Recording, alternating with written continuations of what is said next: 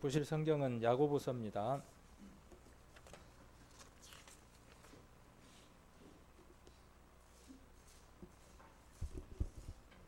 야고보서 4장 7절 8절 두 구절의 말씀 같이 읽도록 하겠습니다. 야고보서 4장 7절 8절 같이 읽겠습니다. 그런즉 너희는 하나님께 순복할지어다. 마귀를 대적하라. 그리하면 너희를 피하리라. 하나님을 가까이 하라. 그리하면 너희를 가까이 하시리라. 죄인들아 손을 깨끗이 하라. 두 마음을 품은 자들아 마음을 성결케 하라. 아멘. 같이 기도드리겠습니다. 귀한 시간을 오늘도 허락해 주셔서 한 주의 첫날 하나님 앞에 또 찬양을 드리고 우리의 마음들을 다시 한 번 더 돌아볼 수 있는 이 소중한 시간을 허락해 주심을 감사를 드립니다. 정말 썩어서 문드러져 버리고 이 세상 그 어떤 것보다도 추악하고 악하고 더러워서 이 더럽고 추한 마음 가운데에 그 어떤 것도 거할 수 없는 추악한 인생들의 마음 가운데에 정말 깨끗하고 정결하신 성령께서 우리들 심령 가운데에 거하신다고 약속하셨고 우리가 예수 그리스도를 십자가 위에서 우리에게 피 흘려 주신 그 고마운 사건을 인정할 때에 우리들 심령 가운데에 성령으로 임해 주시고 우리를 처소 삼아 주셔서 하나님의 성전으로 삼으시고 우리에게 필요한 것들을 때마다 시마다 말씀하셔서 하나님의 자녀답게 또 하나님의 이름에 걸맞는 삶을 살게 하시기 위해 오늘도 성령으로서 저희들 심령 가운데 역사해 주심을 감사를 드립니다. 오늘 이곳에 부르심을 받은 동일한 성도들 함께 모여서 또 하나님이 주신 이 귀한 말씀들을 통하여 저희들 삶들과 또 하나님 앞에 어떠한 모습이 바른지 다시 한 번 더 돌아보고 또한 하나님 앞에 앞으로 주어진 시간들이 어떠한 모습으로 사는 것이 하나님께 영광 돌려드리는 것이고 또 주님의 보혈에 보답하는 것인지 다시 한 번 더 확인할 수 있는 시간들이 될 수 있도록 인도해 주셔서 우리들 마음 가운데 천국을 누리고 살고 또 머지않아 다시 오실 주님을 그리워하며 영원한 하나님 나라를 늘 소망하며 기쁨 가운데 살아나갈 수 있는 저희들의 삶이 될 수 있도록 이 한 시간 은혜 내려주시고 또 지켜주시기를 원합니다. 부족한 자의 심령 가운데에 또 알게 하셨던 것들 우리 성도님들과 함께 교제할 때 귀한 성도님들 심령 안에 주님 함께 해주셔서 깨닫게 하시고 더 많은 것들 또 그동안에 읽었던 말씀들과 또 체험되어졌던 귀한 것들로 더 많은 것들로 심령 안에 깨닫고 또 알게 하셔서 귀한 시간이 되게 도와주시고 또 함께 해주시기를 원합니다. 한 시간 지켜주시고 또 함께 해주실 것을 믿으면서 우리를 죄악 가운데서 구원해 주신 고마우신 예수님 이름 받들어 기도드립니다. 아멘. 이번 주 말고 그 전주에 아모스 성경을 같이 우리가 살펴보는 시간을 가졌습니다. 아모스 4장을 같이 살펴보고 내 하나님께로 돌아오라. 하나님께 뭐였죠? 돌아오라였나요? 두 개가 지금 짬뽕이 됐네요. 내게로 돌아오지 않았다 하는 그 5번의 말씀과 4장 12절에서 내 하나님 만나기를 예비하라 하는 그 말씀들이 중요한 말씀들이어서 함께 살펴보는 시간을 가졌습니다. 마지막 시대를 살아가는 우리들이 물질의 세계에 눈이 뜨고 또 보암직하고 먹음직하고 지혜롭게 할 만큼 탐스러운 것들이 우리들 눈에 보이고 만져졌을 때에는 비록 우리에게 풍요로운 것들이 모두 주어진다고 할지라도 그것은 살찐 암소의 모습과 같을 겁니다. 이스라엘이 그런 모습이었고 하나님을 떠나 있었던 그래서 하나님께 부지런히 예배를 드린다고 했지만 하나님의 마음을 알지 못하고 그 중심 가운데에 하나님을 기쁘게 하는 마음과 또 삶들이 없었던 것들을 우리가 아모스를 통해서 한번 살펴보는 시간을 가졌습니다. 오늘날의 우리들의 삶들도 마찬가지일 겁니다. 많은 것들이 풍족하다 보면 하나님께 더 가까이 가기보다는 오히려 세상 것에 더 안주하게 되고 마음이 또 그냥 표면적인, 의례적인, 습관적인 그런 예배 가운데에서 또 아무런 감흥 없이, 감동 없이 그렇게 예배를 드릴 수 있는 가능성들이 지금 시대의 성도들에게도 있습니다. 그래서 그런 말씀들을 통해서 우리가 좀 깨어나고 또 마지막 때 정신을 차렸으면 좋겠다는 생각에서 우리가 지난번에 아모스를 같이 살펴보는 시간을 가졌습니다. 그래서 하나님은 우리가 구원을 받기 전에도 돌아오기를 원하고요.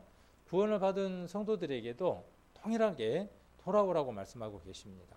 여전히 우리에게 뭐라고 말씀하시느냐 하면 마음의 중심들이 하나님으로부터 떠나 있을 때에 이미 하나님의 자녀가 되어졌음에도 불구하고 우리의 중심이 또 하나님이 아닌 다른 것들의 마음이 가 있을 수 있기 때문에 하나님은 돌아오라고 말씀하고 계시고, 아모스는 임박한 마지막 시대의 심판에 대해서 예언해 놓은 성경이기도 합니다.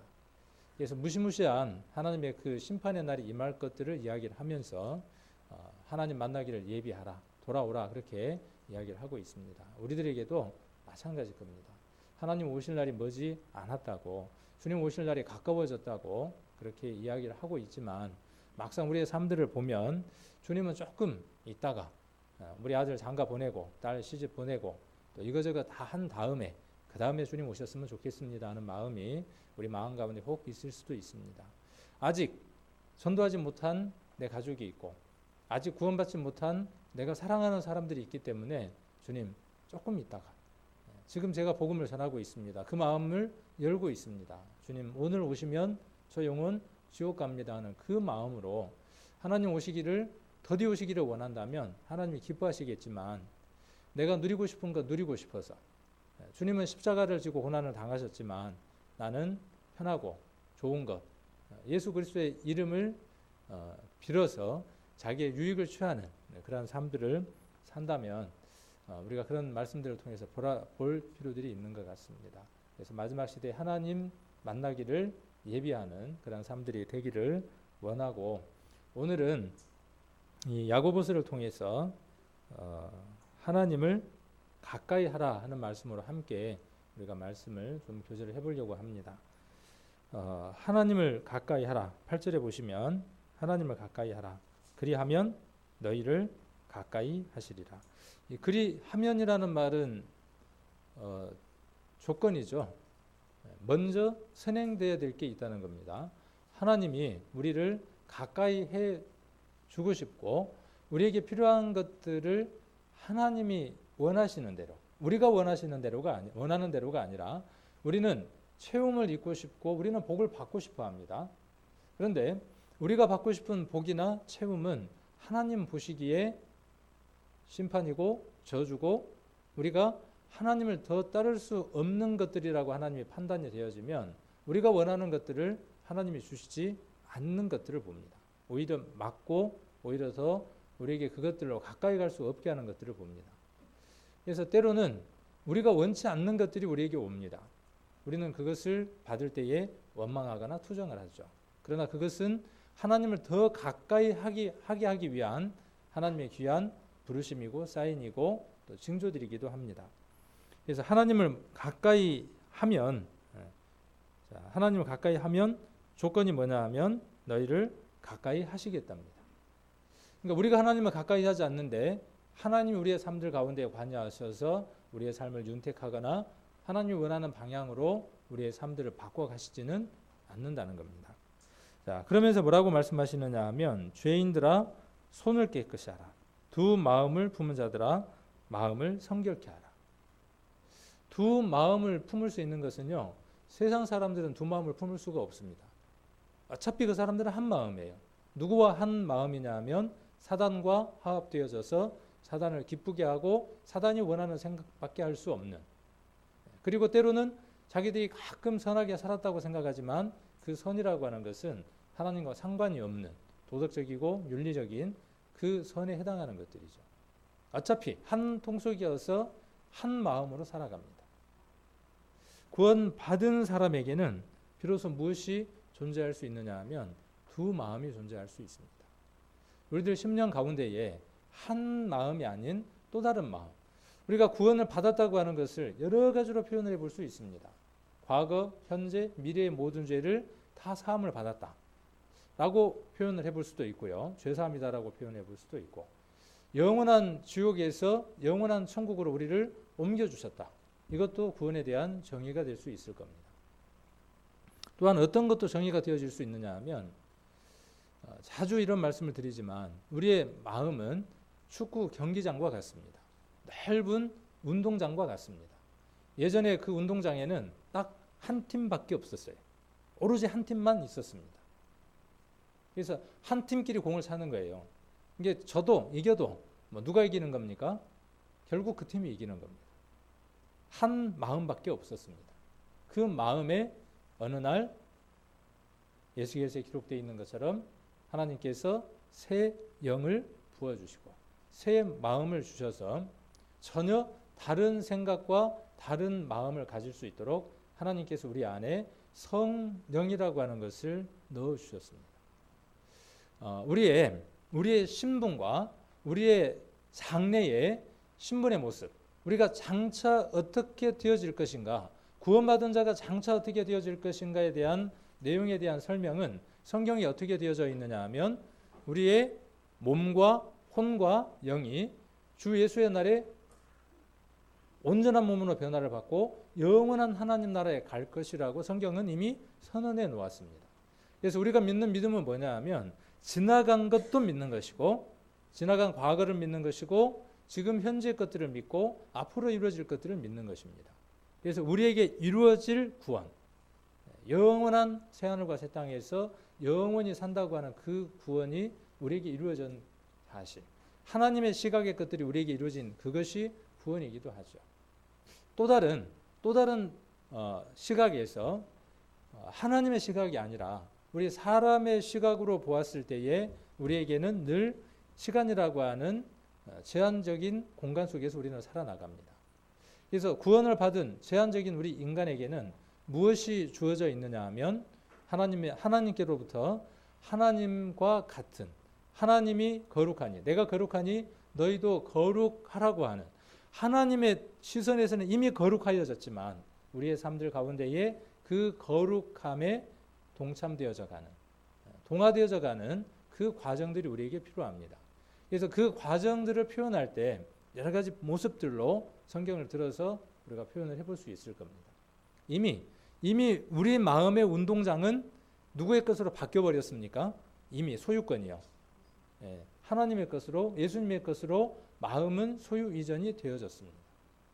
그러함에도 불구하고 사단은 이 마음의 소유권을 자기가 주장하려고 하는 것이죠. 여전히 주장하려고 하는 겁니다. 그래서 그 사단은 우리 안에 계속 자기가 주인이라고 소리를 지르고 있고 주인의 역할을 하려고 하는 겁니다. 구원을 받았다는 것은 소유가 바뀌었다는 걸 인정하는 것이죠. 내 안에 새로운 능력과 새로운 마음과 새로운 생각이 생겨서 이 예전의 소유에 속했던 습관과 생각과 마음들을 밀어낼 수 있는 힘이 우리에게 있다는 것을 인정하는 것, 이게 구원입니다. 내가 천국 갈 수 있는데 죄사함을 받았는데 여기까지 좋습니다. 그러나 거기에 하나를 더해야 된다는 것이죠. 무엇이 올바른 구원이고 무엇이 성경에서 이야기하고자 하는 것이냐 하면, 그 이후에 그 능력으로 말미암아 어떠한 삶을 살아가느냐 하면, 두 마음의 싸움에서 하나님께서 주신 그 마음이 승리하는 삶을 하나님이 원하신다는 사실, 이 승리하는 삶을 살게 하기 위해서 우리에게 무엇이 존재하느냐 하면 말씀이 존재하고 우리에게 이런 시간들이 필요한 겁니다. 우리에게 남겨진 삶이 왜 필요하냐 하면 그 삶들을 통해서 그거보다 더 큰 목적이 있습니다. 두 마음이 싸워서 이기는 것, 뭐 크게 의미를 어디에 두느냐는 게 달려 있겠죠. 두 마음이 싸워서 이기려고 하는 목적이 어디에 있는 겁니까? 궁극적인 목적이 어디에 있습니까? 자, 내가 거룩하여진다? 그것도 한 목적이 될 수 있겠죠. 그런데 성경을 쭉 살펴보면 결국은 어디에 목적이 있느냐 하면 한 생명을 얻는 것입니다. 예수님이 이 세상에 오신 목적도 어디에 있느냐 하면 영원한 생명을 모든 사람에게 주기 위한 것이고, 우리가 구원을 받은 목적도 어디에 있느냐 하면 내가 생명을 얻은 것처럼 다른 사람의 생명을 얻게 하기 위한 겁니다. 구원함을 받았는데 이 세상 가운데에서 어떠한 모습으로 산다고 한들 하나님 나라에 가지 못할 일들이 있겠습니까? 그러나 우리에게 어떠한 책임과 어떠한 사명이 맡겨져 있습니까? 잃어져 버린 영혼들을 구원하는 사명이 맡겨져 있죠. 우리의 삶과 우리의 모습들이 변화되지 않고서는 우리들의 모습 가운데에서 하나님을 닮은 모습들이, 하나님 형상대로 지음받은 우리의 모습들이 드러나지 않으면 세상 사람들은 고개를 돌립니다. 나도 고개를 돌립니다. 우리들에게서 구원의 증거가 나타나고 삶의 변화가 나타나고 많은 것이 바뀌어가고 있음에도 불구하고 세상 사람들은 무엇을 이야기하느냐 하면 사단이 늘 그런 것처럼 과거를 물고 늘어집니다. 지금 말고 너 과거에 술 먹고 담배 피고 과거에 너 망나니였잖아. 지금을 보면 좋을 텐데. 그렇게 물고 늘어지면서 무엇을 들으려고 하지 않느냐 하면 우리 안에 있는 생명의 말씀에 대해서는 귀를 기울이려고 하지는 않습니다. 압니다. 세상 사람들도요, 우리에게서 특별한 능력들이 나타나고 변화되는 능력들이 나타나면요, 세상 사람들도 눈여겨봅니다. 그리고 그것이 지속적일 때, 단회적이고 서너 번에 그칠 때에는 세상 사람들은 눈여겨보지 않습니다. 그러나 그것이 지속적이고 5년, 10년, 15년 오랜 기간 동안 그 사람의 삶의 변화의 모습이 꾸준할 때, 그럴 때 세상 사람들은요, 그때서야 귀를 엽니다. 우리들 삶들 가운데에서 이 모습이 없이는 복음이 전해지지 않는 거죠. 그래서 두 마음을 가진 세상 사람들을 두고 이야기하는 게 아닙니다. 이 말씀은 세상 사람들에게 적용이 되어질 수 없습니다. 두 마음을 품은 우리들에게 성결하라고 말씀하고 계시죠. 자, 그러면서 7절과 8절을 좀 바꿨으면 좋겠잖아요. 우리 생각에는 7절과 8절을 좀 바꾸면 좋겠는데 성경은 무엇을 먼저 이야기하느냐 하면 그런즉 너희는 하나님께 순복하라는 얘기를 먼저 합니다. 순복하라 그렇게 말씀하시면서 7절에 그 다음 뭔 얘기를 합니까? 마귀를 대적하라 그렇게 이야기합니다. 그리하면 너희를 피하리라. 그러니까 두 가지 명제가 있는 거네요. 하나는 하나님을 가까이 해야 하는 것이 있고 하나는 뭘 해야 하는 게 있습니까? 마귀를 대적해야 하죠. 어느 것 하나만 하는 게 아니라 우리들 삶들 가운데에 두 마음이 있으니까, 그렇죠? 두 마음이 있으니까 그 두 마음 가운데에 싸워서 승리하기 위해서는 필요한 것들이 있다는 것이죠. 한 마음, 예전의 습관대로, 물론 그 습관과 생각이 우리 안에 든다고 해서 그것이 지옥에 가야 할 죄목 가운데 포함되는 것은 아니지만 영원한 복음의 말씀이니까, 그러나 그것이 하나님하고의 관계를 끊어놓는 일이므로 사단을 어떻게 해야 할 필요가 있느냐 하면 대적해야 할 필요가 있는 것이고, 우리들 심령 가운데에 하나님의 것과 하나님의 생각과 하나님의 마음이 우리 안에 들어와서 역사하고 움직이기 시작합니다. 그 마음은 구원받은 그날 아주 강해서 바로 움직일 수 있는 힘을 가진 사람이 있는가 하면 어떤 사람들은 미약해서 누군가가 도와주지 아니하면 하나님께로 가까이 갈 수 없는 성도들도 있고 사람들도 있습니다. 그래서 그 힘을 극대화시켜서 하나님께 가까이 가는 것들이 필요하죠. 그래서 두 가지 것들을 우리가 한번 살펴보는 시간들을 가져보려고 합니다. 그래서 마귀를 대적해야 하죠. 마귀를 어떻게 하면 대적할 수 있을 것 같습니까? 일반 교회에서 그러더라고요. 예수의 이름으로 명하노니 사탄아 물러가라! 그러면 물러간대요. 그렇게 해서 물러갈 사단 같으면 진작에 다 물러가고 이 세상에 하나도 안 남아있겠죠. 그렇게 해서 물러갈 사단 같으면요, 절대로 물러가지 않습니다. 예수의 이름으로 명하노니 사단아 물러가라 그러면 물러갈 것 같아요? 절대로 사단은 물러가지 않습니다. 웃습니다. 하고 그 특유의 웃음으로 드라마나 연극 같은 데 나오는 것처럼 웃습니다. 자, 요 야고보서를 잡으시고 요한 1서를 한번 보겠습니다. 요한 1서 3장입니다. 요한 1서 3장 8절입니다.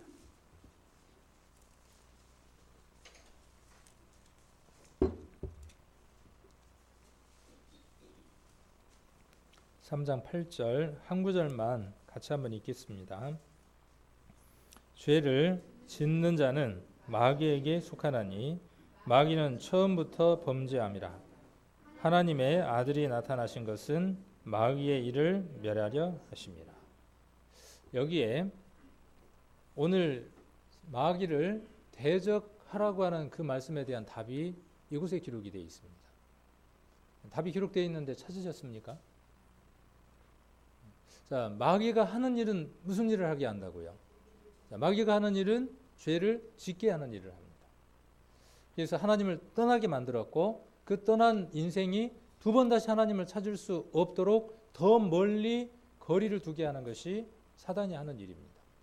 또한 구원받은 사람 안에도 사단은 들어와서 하나님하고의 관계는 끊어놓을 수 없지만 무엇을 하려고 하느냐 하면 교제를, 사귐을, 하나님을 가까이 하게 하려고 하는 것을 막으려고 하는 것이 누가 하느냐 하면 사단이 하는 일입니다.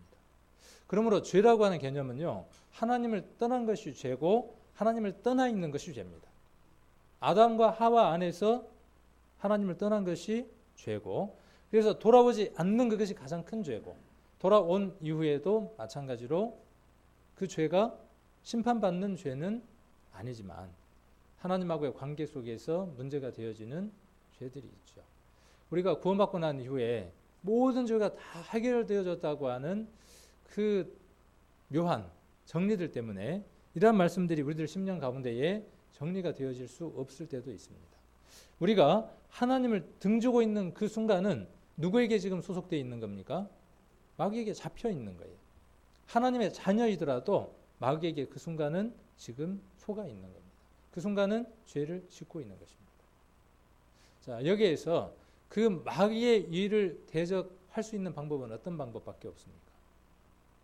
내가 열심히 기도하면?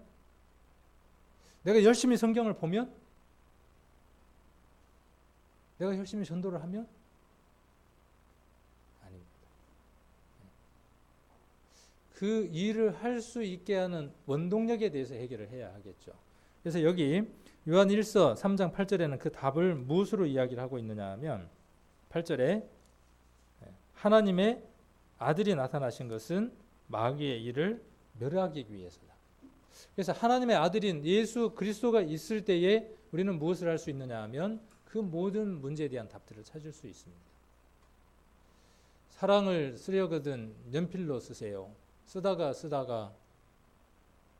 지우려면 뭘로 지워야 되니까? 지우개로 깨끗이 지워야 하니까. 갑자기 왜 유행가가 생각이 날까요? 이게 볼펜으로 쓰면 지울 수 있어요, 없어요? 못 지우니까 뭘로 써야 돼요? 연필로. 그럼 뭘로 지울 수 있어요? 지우개로 지울 수 있어요. 우리 인생들의 관계 속에서 우리와 하나님하고 사이에서 하나님은 우리 인생들에 대한 죄에 대해서 이미 관심이 있어요, 없어요? 이 문제를 한번 잘 생각을 해봅시다. 하나님 우리가 죄를 지금 짓고 있을 때에 하나님은 거기에 대해서 관심이 있어요, 없어요? 우리가 전도 집회 때 들었던 말씀대로면 관심이 있어요, 없어요? 나 곧 나는 나를 위하여 내 허물을 도말하는 자니 다시는 너희 죄를 기억지 않는다고 말씀하셨죠. 그런 분이 내가 죄를 짓고 있을 때 너 또 죄 지었지? 그렇게 하시겠냐 그 말이에요. 그러니까 이것이 믿음이잖아요. 이것이 믿음이에요. 근데 사단은 어떻게 한다고요? 내가 하나님의 마음을 아프게 하는 일들을 할 때에 사단은 우리들 마음 가운데 여전히 뭐라고 이야기한다고요? 너 죄 짓고 있잖아. 그렇게 이야기한다는 거예요. 자, 그럴 때 하나님의 편에서는 이미 다 지워져 있지만 하나님의 기억도 하시지 않지만 우리 인생들에게 있어서는 마치 연필로 쓴 것처럼 그 죄들이 우리들 마음 가운데에 적혀질 때들이 있죠. 사단은 그렇게 적힌 것들을 두고 뭐라고 이야기하느냐 하면 사단의 이름이 또 다른 이름이 뭐라 그랬습니까?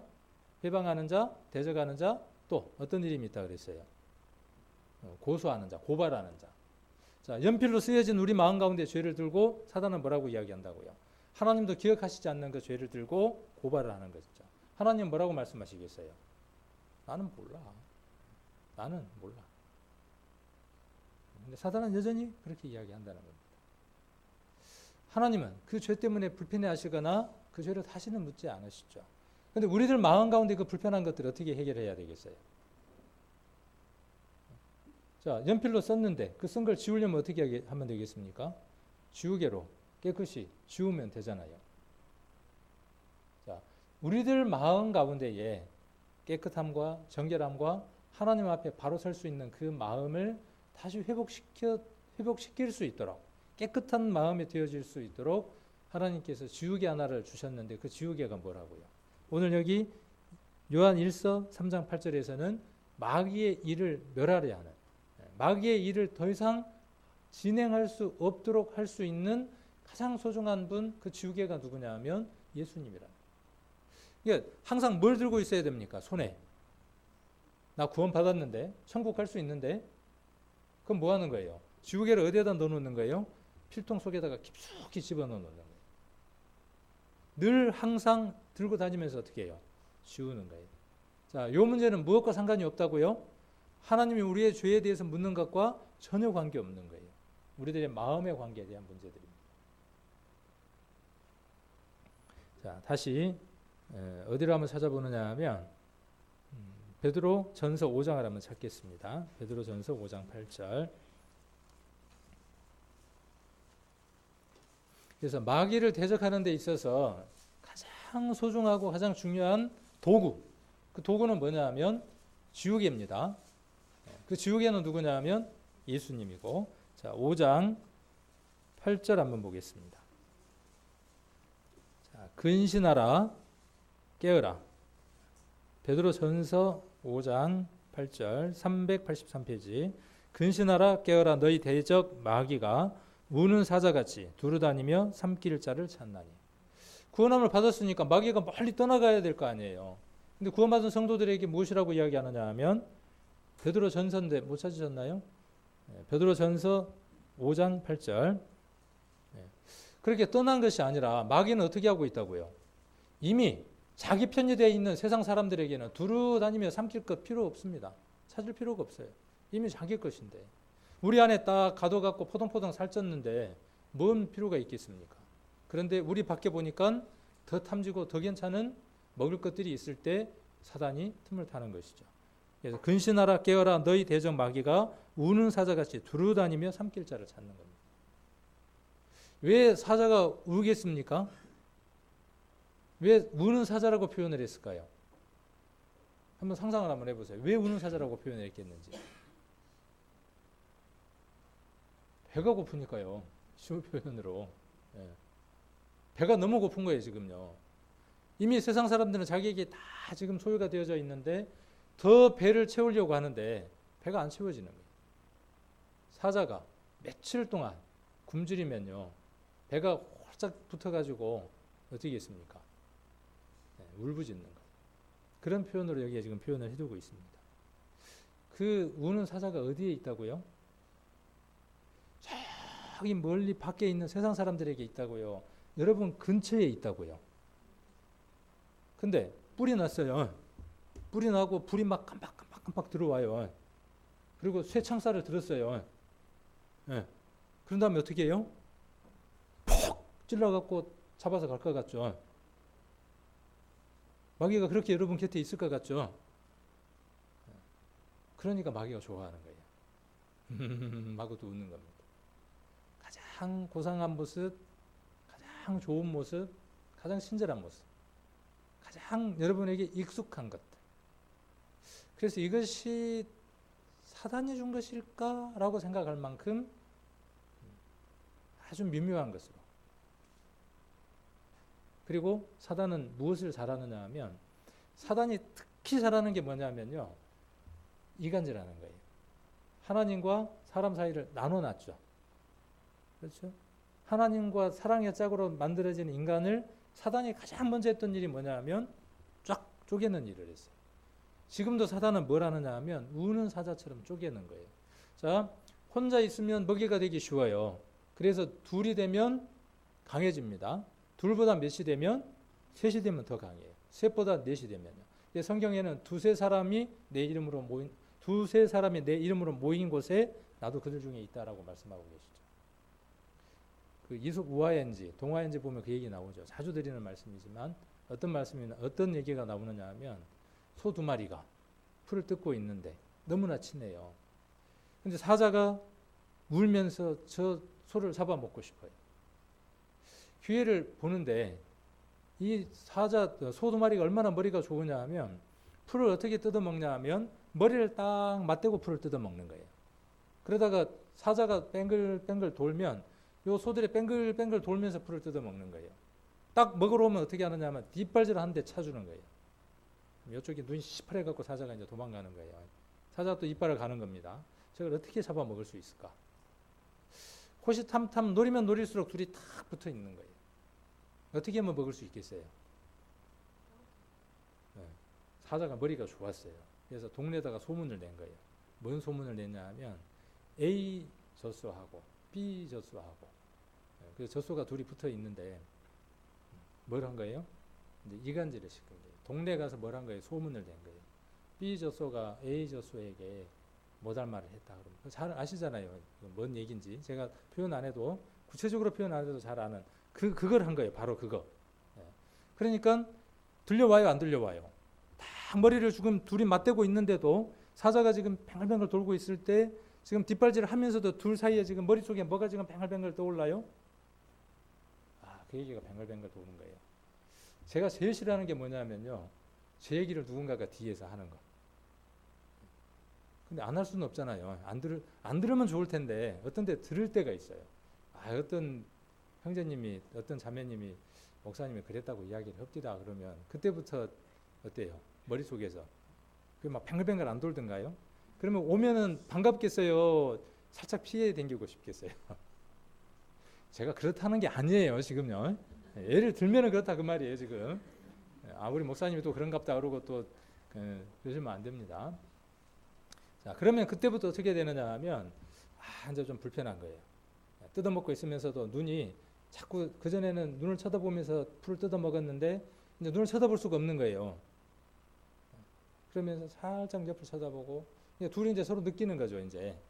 그래서 야 우리 이렇게 뜯어먹지 말고 저쪽에 가니까 먹을 게 많으니까 넌 저쪽으로 가고 나는 이쪽으로 가고. 아브라함하고 롯이 그랬던 것처럼 너는 좌하고 나는 우하고. 참 좋은 것 같잖아요. 사이 좋고. 자, 뜯어먹습니다 따로. 사자가 어떻게 해요? 기가 막히게 된 거예요. 이제. 한 놈 먹고 또 한 놈 먹는 건 일도 아니죠. 교회도 똑같습니다. 하나님은 어떻게든 더 많은 성도들이 결집하게 하고 마음을 합치게 하려고 합니다. 그렇게 해서 뭐 하려고 하는 겁니까? 교회를 크게 늘리려고 하는 겁니까? 성도 수 많이 모으는 데 있습니까? 목적이? 복음 전하는 데 목적이 있는 것이잖아요. 사단은 그게 가장 싫은 거예요. 그것 때문에 배가 고픈 거예요. 자기 식구들이 자꾸 뺏겨가니까 배가 고픈 거죠. 사단은 우리들 심령 안에다가 불편한 마음들을 계속 집어넣습니다. 불편한 생각들을 넣습니다. 그리고 불편한 생각과 불편한 마음은 무엇으로부터 시작하느냐 하면 누군가로부터 들었던 말로 시작합니다. 그 말은 우리들 심령 안에 들어와서요. 불덩어리처럼 부글부글 끓기 시작을 합니다. 큰 것 갖고 그렇게 막 끓어오르는 경우는 없어요. 그래서 끓어오르면 그 다음 어떻게 돼요? 끓어오르면 이제 잘 그것을 통제하고 다스리는 사람은 잘 안 나타나요. 저는 이제 그렇게 애써요. 이제 애썼어요. 근데 나중에 해보니까 안 되더라고요. 결국은 어느 순간이 되면 뚜껑 닫아놓은 것처럼 펑 하고 터지고 하더라고요. 그래서 알았어요. 해보려고 해보면 해볼수록 안 되니까 그때서야 알았어요. 내게 주님이 없이는 안 되는 것이구나. 내가 해볼 수 있는 것이 아니라 내가 나를 어떻게 해볼 수 있는 것이 아니라 나를 주님께 온전하게 맡기지 않고서는 안 되는 것이구나. 그러니까 어떤 사람은 이제는 주님 안에서 온전하게 승리하는 사람이 있는가 하면 저처럼 그 단계에 있는 사람이 있는가 하면 어떤 사람은 여전히 자기 방법대로 해보는 사람들도 있겠죠. 어쩔 수 없는 거예요. 그렇게 하지 말라고 해도 이 과정은 거쳐갈 수밖에 없는 거죠. 부모가 자식에게 너는 그렇게 하면 안 된다라고 가르쳤을 때에 그 자식이 그렇게 배워서 자기가 그렇게 안 되는 줄 알면서도 그렇게 사는 것처럼 그리고 또 그렇게 가르치는 것처럼 그 과정들을 답습하는 것처럼 지혜로운 사람은 답습하지 않죠. 먼저 듣고 정리를 하는 사람은 답습하지 않습니다. 자, 그래서 우는 사자처럼 그렇게 삼킬 자를 찾습니다. 그래서 그 우는 사자를 대적하기 위해서 9절에도 준비를 해야 할 게 있습니다. 자, 9절 한번 보겠습니다. 베드로전서 3장 9절입니다. 너희는 믿음을 어떻게 해서요? 굳게 하여. 베드로전서 5장 9절입니다.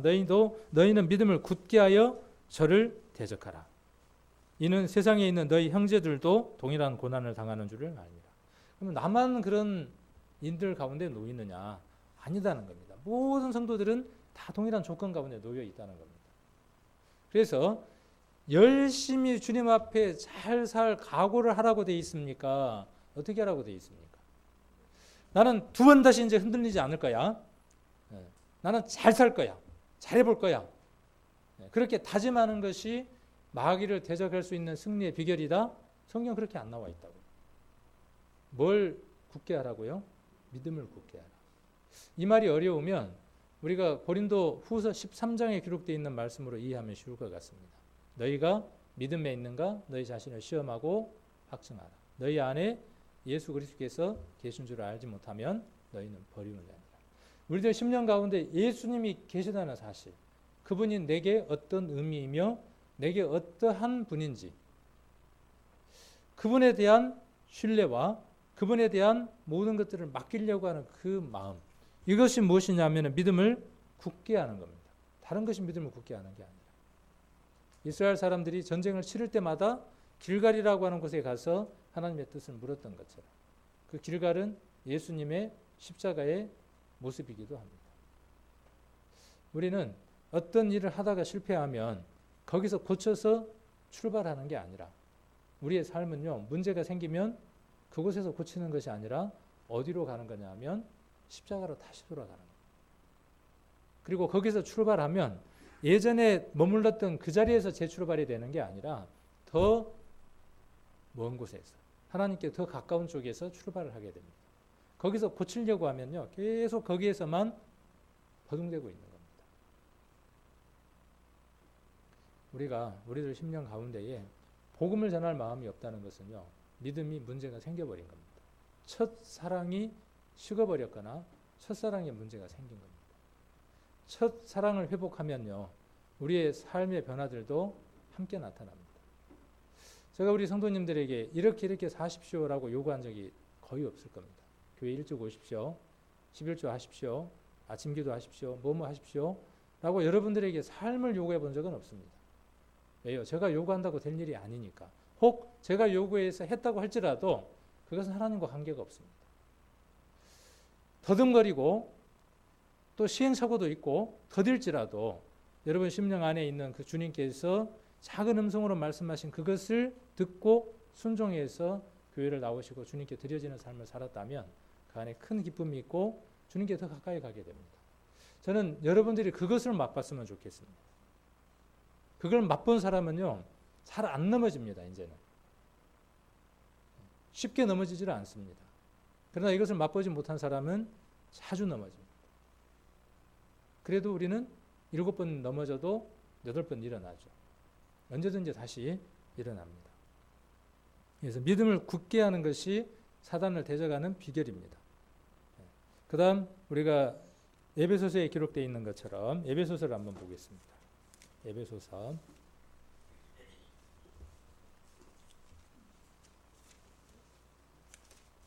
갈라디아서 다음에 에베소서 4장 26절입니다.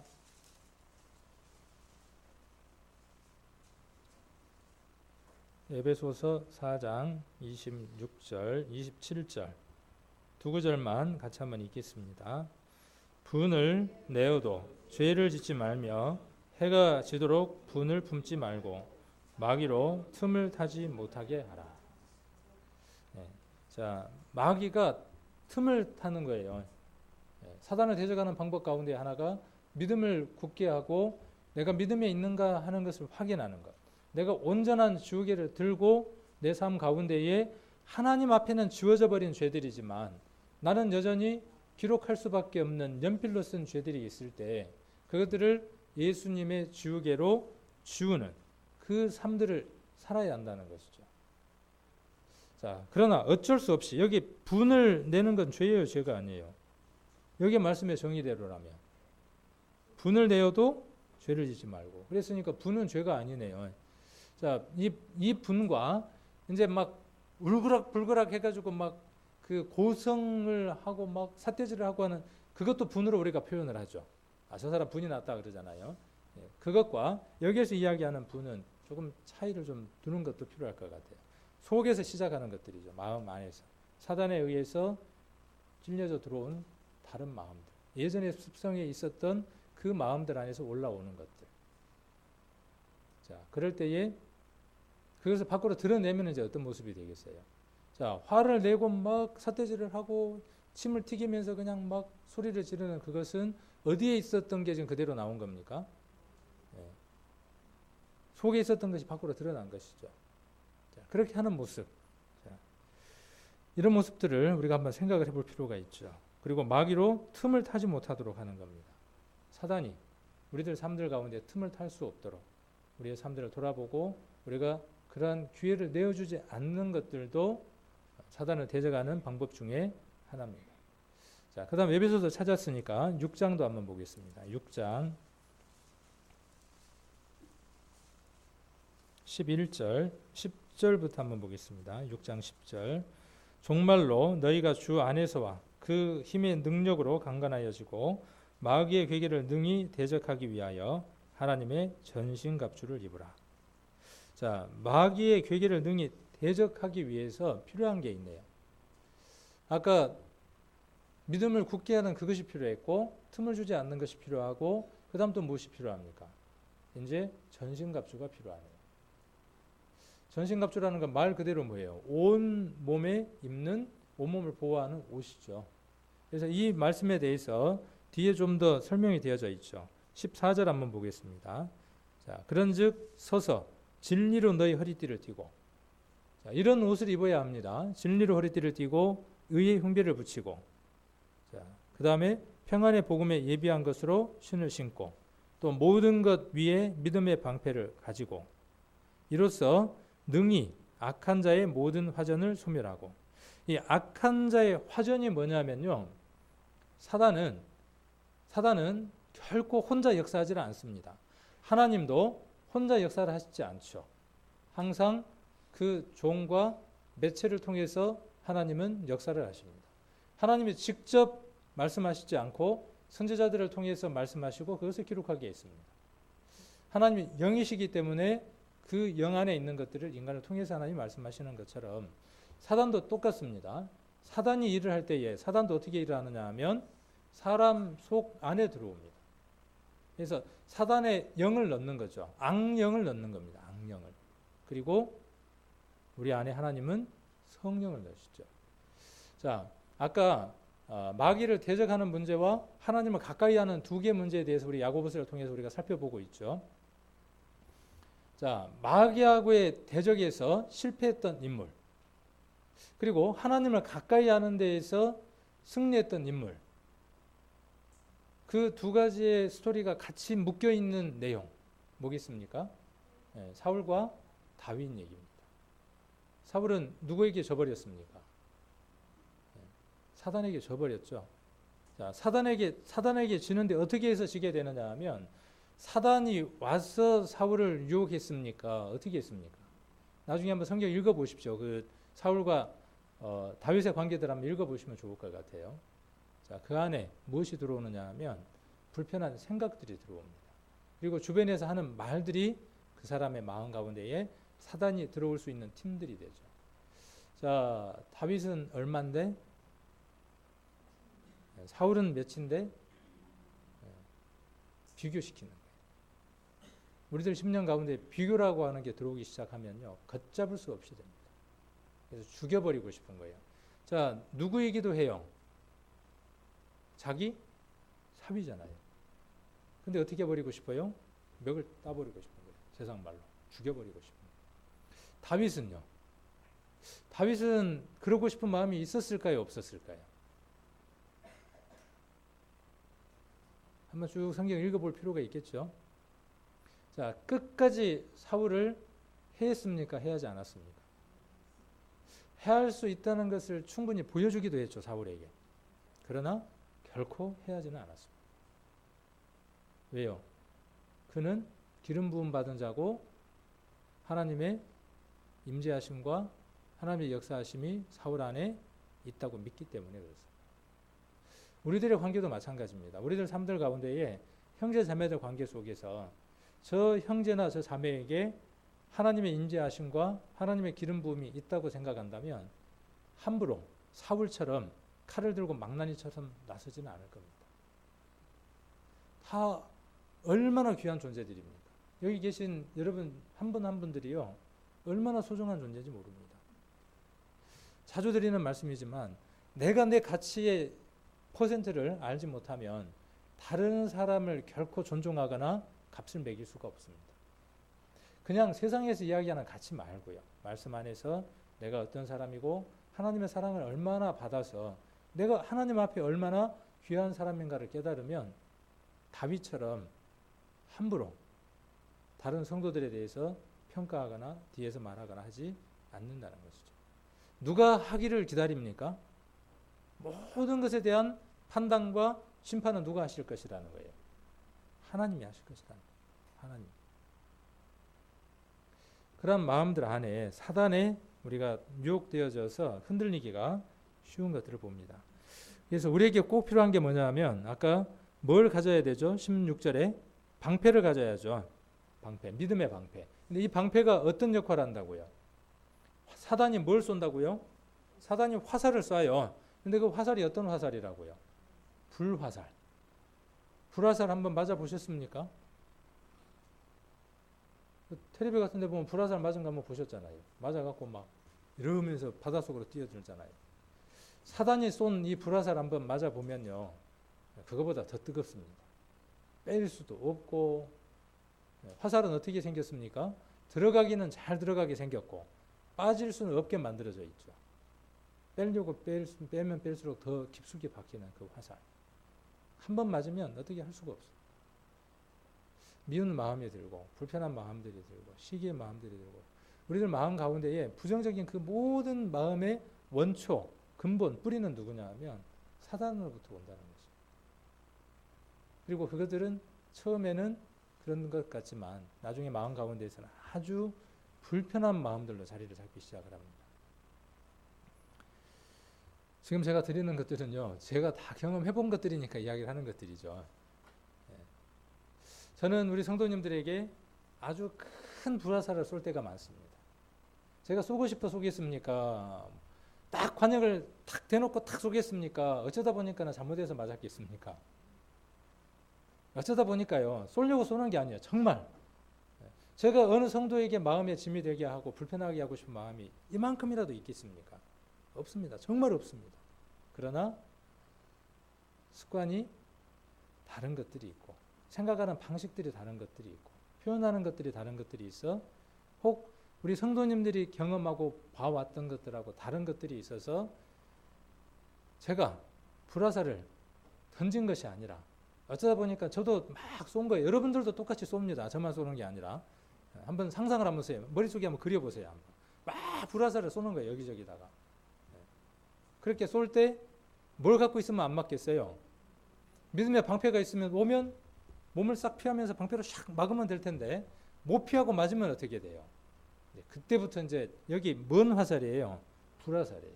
속에서 이제 불덩이 같은 게 올라옵니다. 요건 막 다스리려고 해봐야 다스려져요, 안 다스려져요? 다스리려고 하면 할수록 불덩이 같은 게 더 올라와서 자다가도 벌떡 일어나고. 저도 사역을 이제 전임 사역부터 시작해서 이제 몇 년의 시간들을 해왔는데 저는 누구로부터 많이 받냐면 성도들로부터 많이 받아요. 똑같아요.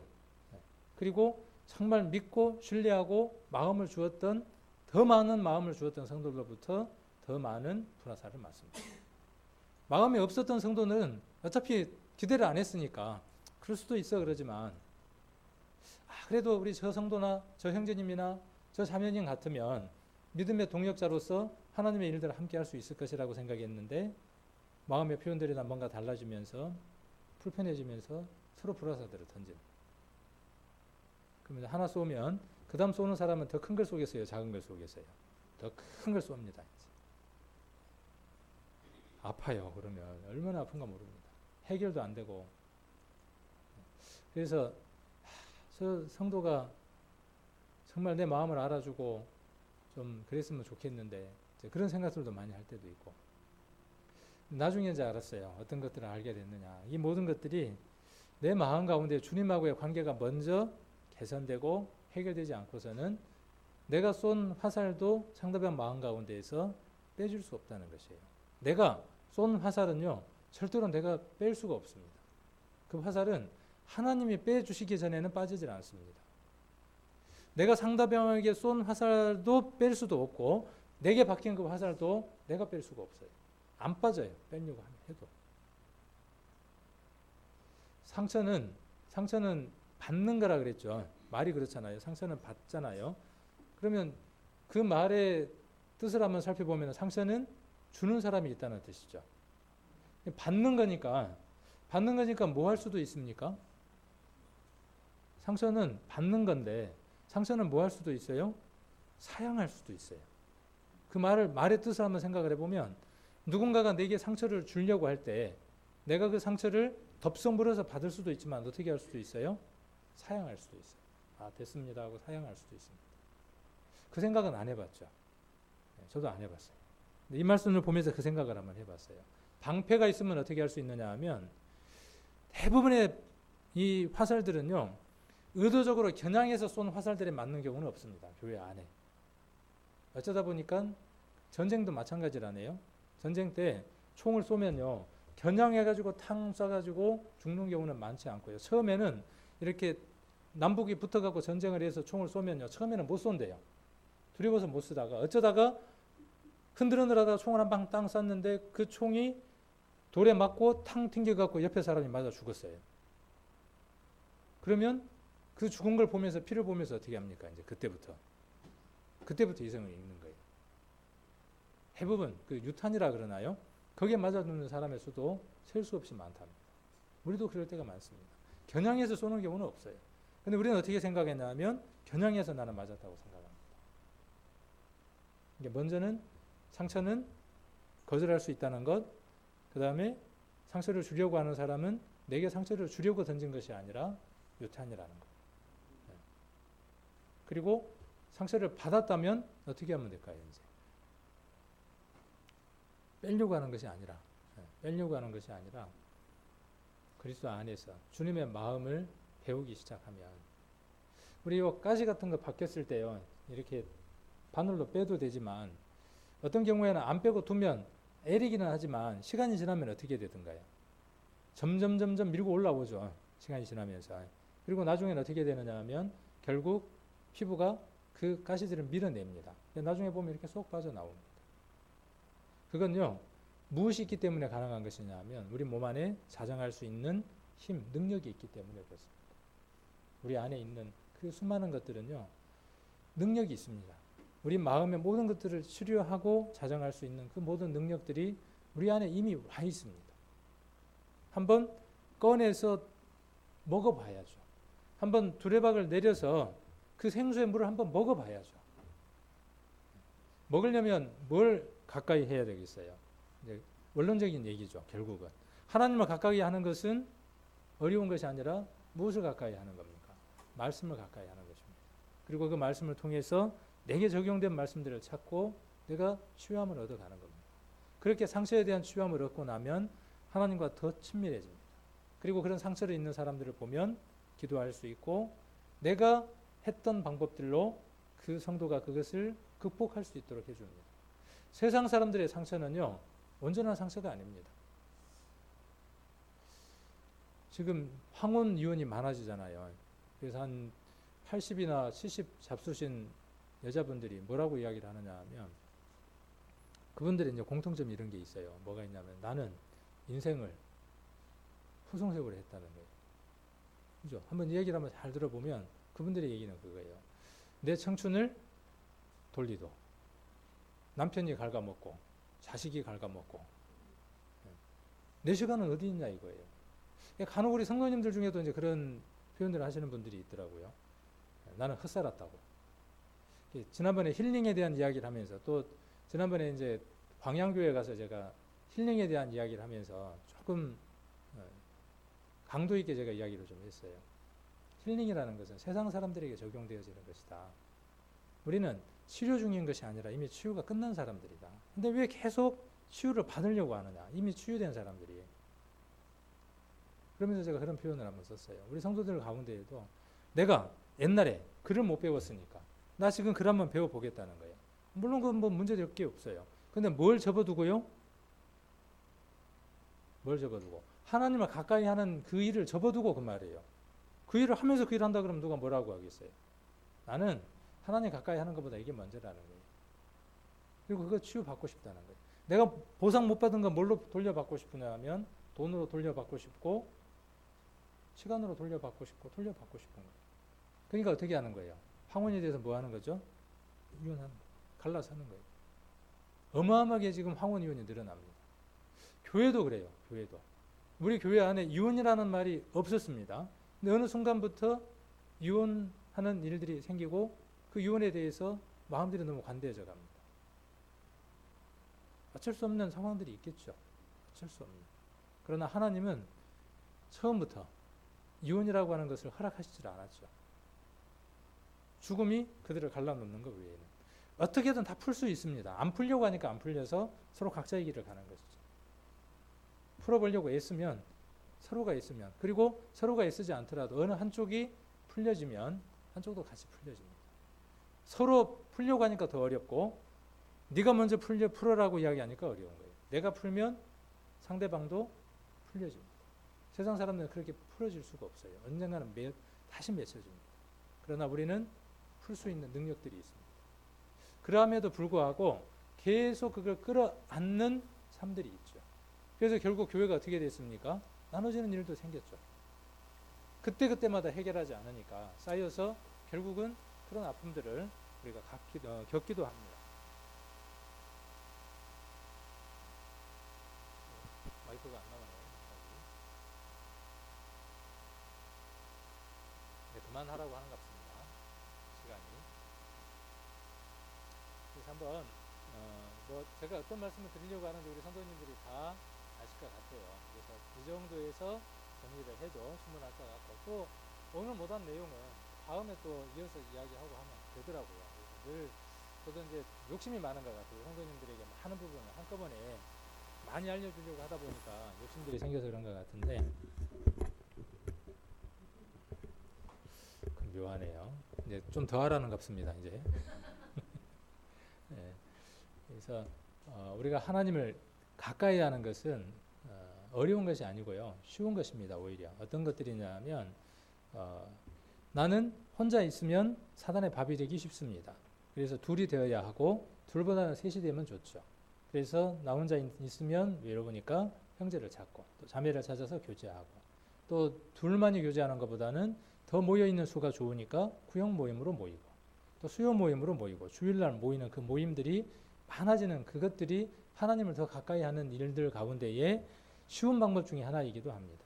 그 다음 또 하나는 뭐냐 하면 그것이 있다고 할지라도 개인적으로 하나님을 만나는 시간, 말씀을 통해서 그 말씀이 내게 들어와 내 말씀, 내 마음과 하나가 되는 그 시간들이 없으면 또한 문제들이 되어집니다. 그래서 성경을 읽는 습관이 있으면 모든 문제들이 해결이 됩니다. 제가 보장을 할게요. 제가 확실하게 보장을 할게요. 뭔 문제가 있는지 모르겠고 풀지 못한 어떤 것들이 있는지는 모르겠지만 성경을 보는 시간이 일정하게 습관적으로 있고 그 가운데서 하나님의 마음을 읽으려고 애쓰는 시간들이 있다면요, 어떤 문제든지 풀리지 않는 문제는 없습니다. 제가 그렇게 살아왔고 그런 것들을 체험했기 때문에 확신할 수 있습니다. 그래서 우리 성도님들, 우리가 성경 일독하기 이제 우리가 하고 있는 것처럼 먼저는 성경을 가까이 하는 겁니다. 습관이 안 돼 있기 때문에 가까이 안 돼요. 자, 제가 퀴즈를 하나 내볼게요. 한번 알아맞히고 못 알아맞히면 답을 알려드리고 그리고 이제 오늘 마무리 한번 해보겠습니다. 제가 하나 내볼게요. 그 누군가를 한번 찾아보십시오. 나는 누구일까요? 나는 당신의 영원한 동반자입니다. 또한 당신의 가장 훌륭한 조력자일 뿐 아니라 가장 무거운 짐이 되기도 합니다. 나는 당신을 성공으로 이끌기도 하고 실패의 나락으로 끌어내리기도 합니다. 나는 전적으로 당신이 하는 대로 그저 따라갑니다.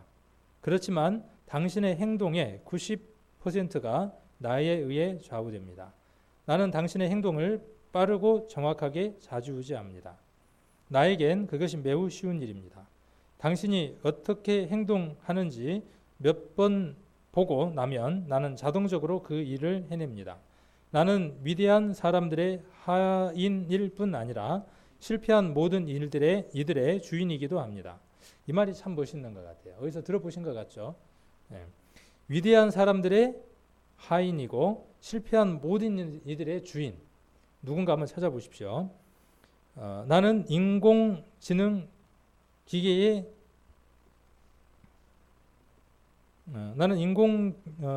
지능 기계처럼 정밀하지만 그렇다고 해서 기계는 아닙니다. 나를 당신의 이익을 위해 이용할 수 있고 당신의 실패를 위해 사용할 수도 있습니다. 그것은 나와는 아무런 상관이 없습니다. 나를 착취하십시오.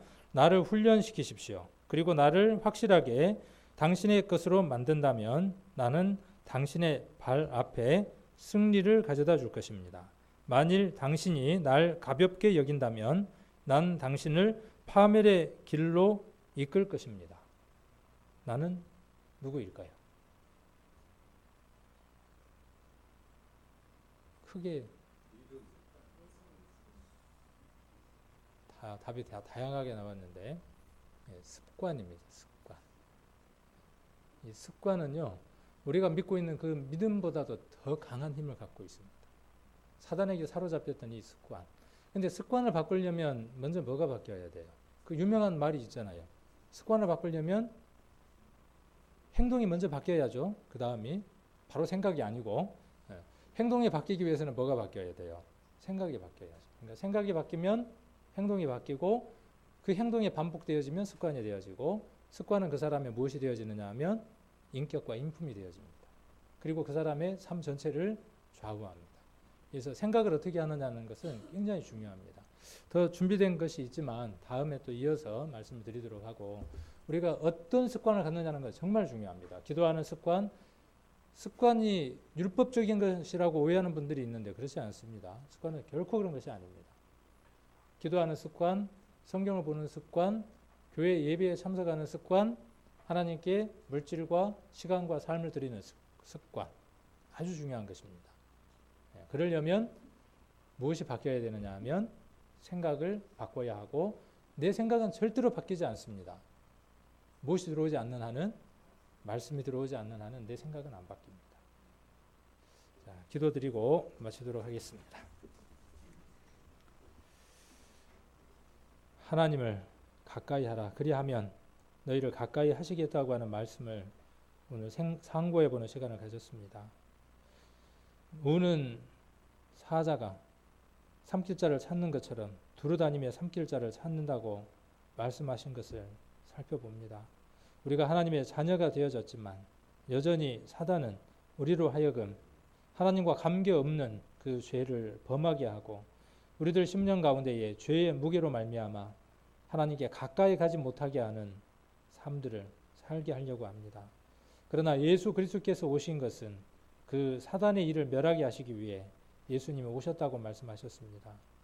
예수님이 이 세상에 오신 것이 문자적으로 역사적으로 사실인 것처럼 우리들 심령 안에도 예수님이 오신 것이 사실인지 살펴보기를 원합니다.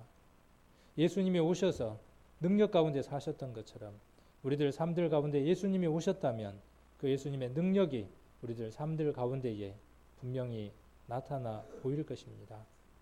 믿음이 있어야 사단과 대적할 수 있고 사단의 괴계와 대적하여 이길 수 있다고 말씀하셨습니다.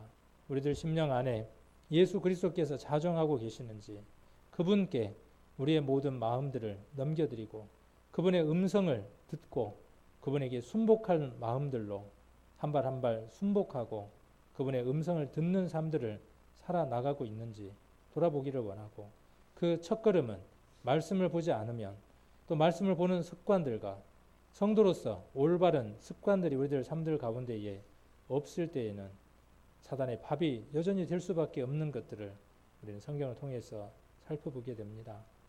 우리의 삶들이 변화되어질 수 있도록 능력을 더하여 주시고 말씀을 더하여 주셔서 변화된 삶이 나타나고 나를 새로운 생명으로 전도했던 것처럼 또 다른 잃어버린 영혼들에게 내게 있는 이 생명을 전할 수 있는 귀한 삶을 살아나갈 수 있도록 은혜 베풀어 주시기를 원합니다. 우리 성도님들 삶들 가운데에 처해져 있는 모든 일들, 심령에 일어나는 부담감들과 또 상처로 말미암아 힘들어하는 그 마음들과 또 육신적인 질고들과 모든 것들, 예수 그리스도가 답이고 주님 품 안에 있을 때에 우리는 안위를 얻을 수 있고 위로를 받을 수 있고 또 능력을 더 입을 수 있음을 너무나 잘 압니다. 오늘 말씀들을 통해서 다시 한 번 더 그 마음들을 확인할 수 있도록 인도해 주시고 용기를 내 주님 앞에 의뢰하는 마음들로 한 발 더 가까이 나아갈 수 있는 귀한 삶들을 살 수 있도록 힘을 저희들에게 더욱 더하여 주시기를 간절히 빌고 원합니다. 오늘 말씀들이 심령 안에 더 많이 새겨지고 더 많은 말씀들이 마음 가운데에 온전하게 깨달아지기를 간절히 빌고 원하면서 우리를 죄악 가운데서 구원해 주신 고마우신 예수님 이름 받들어 기도드립니다. 아멘.